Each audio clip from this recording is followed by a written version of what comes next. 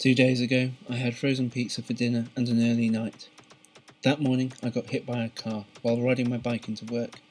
I feel lucky I walked away with some cuts and bruises. My bike is worse off than me. I was half an hour late for work. Yesterday, I got up early, said goodbye to my wife, and sat with an old friend on the bus to Cardiff Airport. Transferred in old Amsterdam, and sitting in a 777 along with about 400 other people, just found the toilet. I'm certain there was a camera in the seat. It's cold on the plane, even under the blanket. Whatever happened to in-flight slippers? The tray table bears a resemblance to a friendly robot. I'm watching Miffy in Dutch on its face a few thousand feet up. On the flight to New York, I tried to learn a bit of Dutch, Arabic and Japanese. An hour before our due landing at JFK, the captain sounded worried. We can't make it to New York, we simply don't have enough fuel. We're diverting to refuel at Boston. The engines stop occasionally to preserve kerosene. The plane silently glides as it prepares to land. I put on my emergency playlist. Got to the Harlem Flophouse on 123 and 7th at 3 AM. Awoke at 7:30 AM.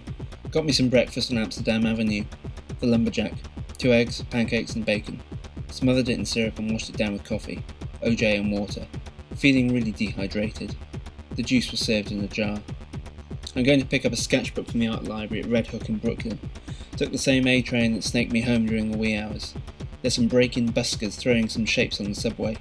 I love the orange, yellow and walnut styling of the train. Brooklyn felt chilled and peaceful, albeit battered from the evening storms.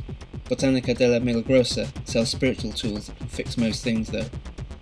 I had intended to visit Williamsburg or Prospect Park, but I got the wrong train, so I thought I'd check out the East Village instead. Overshot Soho, so wandered the streets in Chelsea. Couldn't find my way off the beaten track, but finally found a coffee that wasn't chain crack and tasted black gold from a clover machine. On my way back uptown, I stopped at a street installation. Democracy Now! Have reclaimed parking spaces in Manhattan's public parks. My bruises were hurting, so the sit-down was nice before navigating Times Square back to Harlem. I arranged to meet up with an old friend, through Facebook, for a drink in the evening. We met at a reclaimed speakeasy in the East Village, where there are Art Deco nudes on the walls and the moonshine is served in teacups. It's been 15 years, but we hit it off straight from where we left off at Mr. Jakubowski's Masterclass.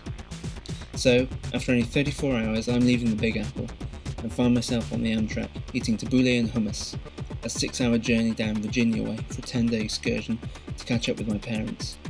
We haven't seen each other for over 16 months, and every year or so, when I get to see them, they both seem just that little bit older, tired and crazy.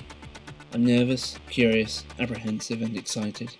There's a lot of fat to chew, and before I know it, I'll be heading home again.